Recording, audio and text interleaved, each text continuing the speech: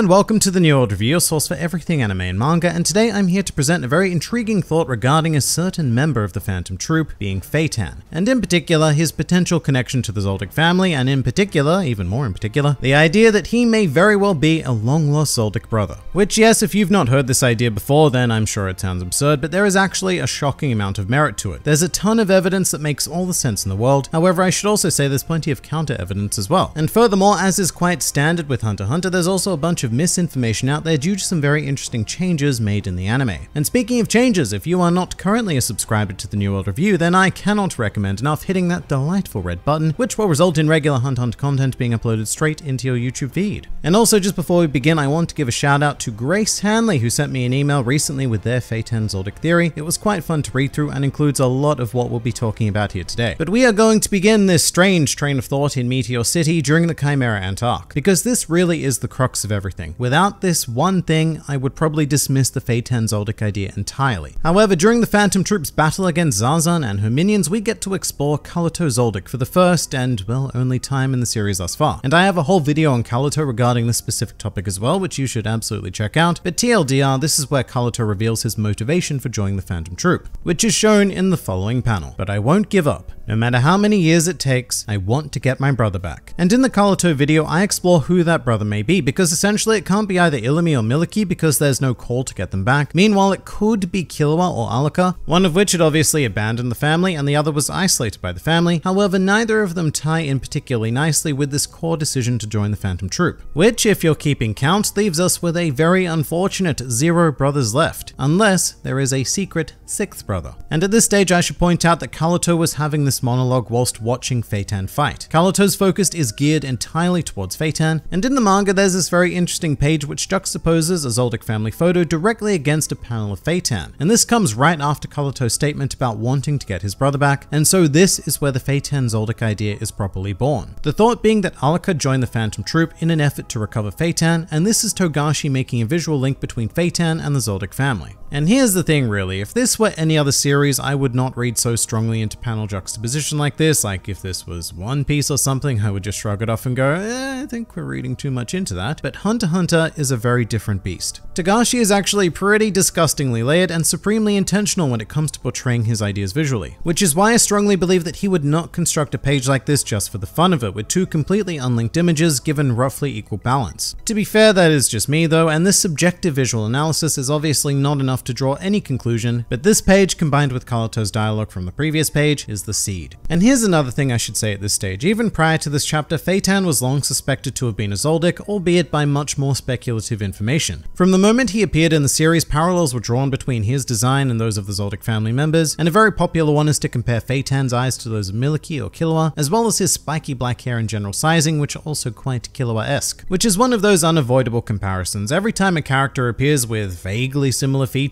in any fandom, people go fairly insane with family tie theories. But the most popular and often cited physicality idea with Feitan is the idea that he can change his hands into claws, in a very similar manner to which Killua does, which was shown when he killed a miscellaneous mafia member at the auction during York New City. Or more specifically, I should say that it was shown during the York New City arc in the 2011 anime adaptation, because this is one of the giant pieces of misinformation surrounding this idea. As much as I do like the Feitan Zoldyck thought, he never demonstrates this claw ability. In both the manga and the 1999 anime adaptation, Feitan is not the one to kill the mafia member. It's actually Franklin who finishes him off with some Nen bullets. So this whole claw similarity cannot be used as evidence for Feitan Zoldyck, although it does bring up the question of exactly why the 2011 anime chose to do this. For the most part, it's very faithful to the manga, but every now and then there's this weird change that almost seems to be intentionally building a separate canon within the 2011 series. And another famous example of this would be omitting the character of Gyro, and in my opinion, intentionally structuring the events of the Chimera Ant arc so that it looks like Gyro ultimately became the Ant King Meruem, an idea that the manga goes to great lengths to contradict. So this could be an example of that. This could be the anime producers wanting to build something of their own, or even just give a nod to the Feitan Zoldyck idea. Alternatively, it could have been made for purely dramatic reasons. You know, consider the whole scene in context. We've just seen Franklin take out a whole room of mafia schmucks, so it might be a bit repetitive to watch him do it again, and Feitan does have the ultimate one-liner at the end being family. What's that?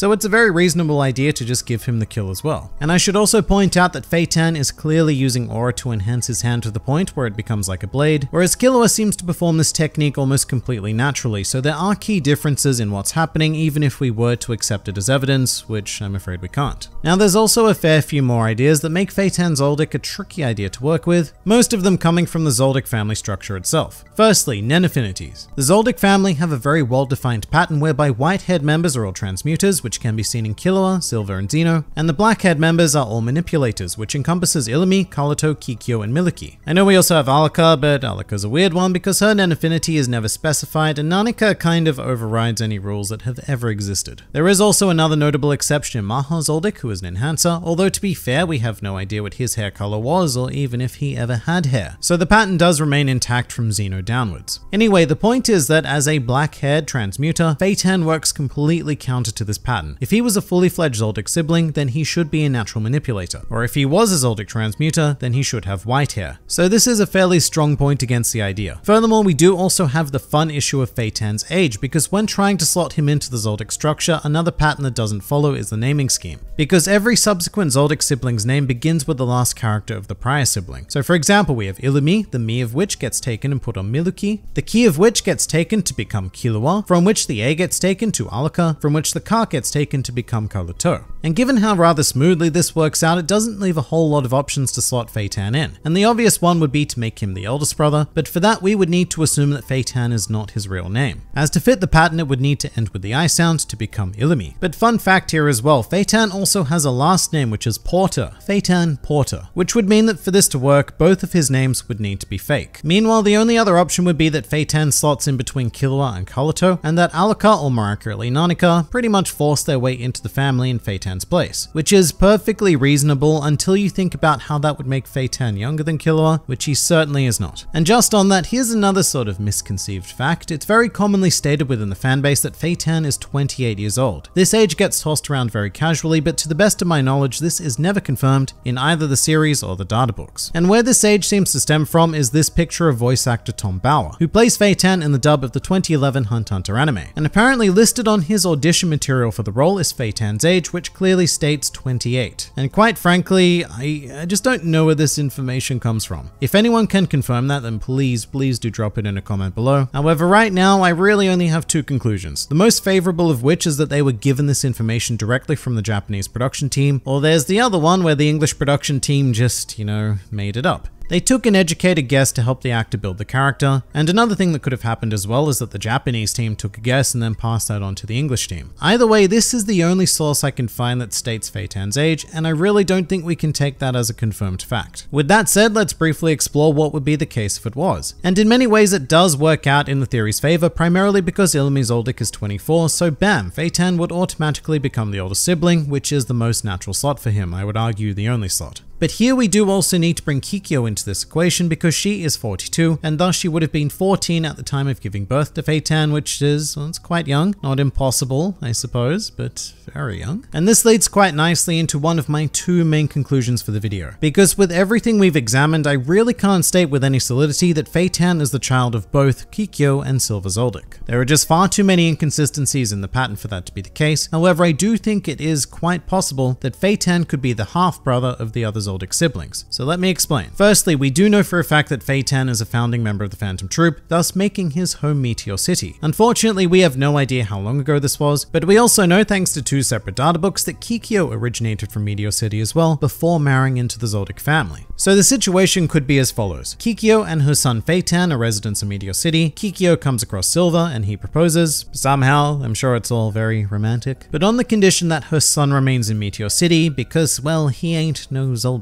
Or we could even have the opposing scenario where Feitan was the first son of Silver, but born to another woman. And Silver is 46, so he would have been 18 at the time of Feitan's birth, which is a bit more of a reasonable number compared to that of Kikyo. However, for whatever reason, things go very wrong with this woman and this baby Feitan, prompting Silver to abandon both of them in Meteor City, at which point he may very conveniently meet Kikyo and take her home to the Mountain Realm, thus still making Feitan a half-brother, but also giving him Zoldyck blood. And either one of these scenarios does fix the inconsistencies found elsewhere, elsewhere. Firstly, Feitan can be a black-haired manipulator because you've introduced another set of genetics into the family. And he can also keep his name because the naming scheme only applies to Kikyo's children, and his last name, Porter, could have been the maiden name of his mother. But it also puts Kalito in a convenient position to get his brother back, because Feitan would be Kalito's half-brother, whom he may have found out about whilst overhearing Kikyo and or Silva speaking one day. Why is Kalito so driven to take back a brother that he doesn't even know? Well, that's a very different question. As it is, I find it hard to believe that Kalito is driven to get any of his brothers back, given that he's the youngest and doesn't really spend any time around any of them, but once again, that's a very different question. But as for the other potential conclusion I have, well, it's a bit more of a meta answer, but one that I also feel is equally as likely, which is that Feitan was originally supposed to be a Zoldyck brother, but Togashi changed his mind. And here we need to head back to the seed thought, which is Kalito's inner monologue during the Chimera Ant arc. Something to really bear in mind when we look at this page is that this took place before the introduction of Alaka. So when we're looking at this page featuring the Zoldyck family photo, at the time, nobody actually knew who this mystery sibling in the back was. And here Togashi could have been strongly hinting that the mystery Zoldyck in the picture was Feitan. However, after the events of the Chimera Ant arc, Togashi may have decided that he needed a device to heal Gon, as well as take Killua out of the picture, as well as set up the Dark Continent creatures in general, and so the best solution for that would be a new Zoldyck sibling in Alaka. Because I do want to emphasize that as much as Togashi is absolutely brilliant with portraying ideas on a very micro scale, he is most certainly not a long-term writer.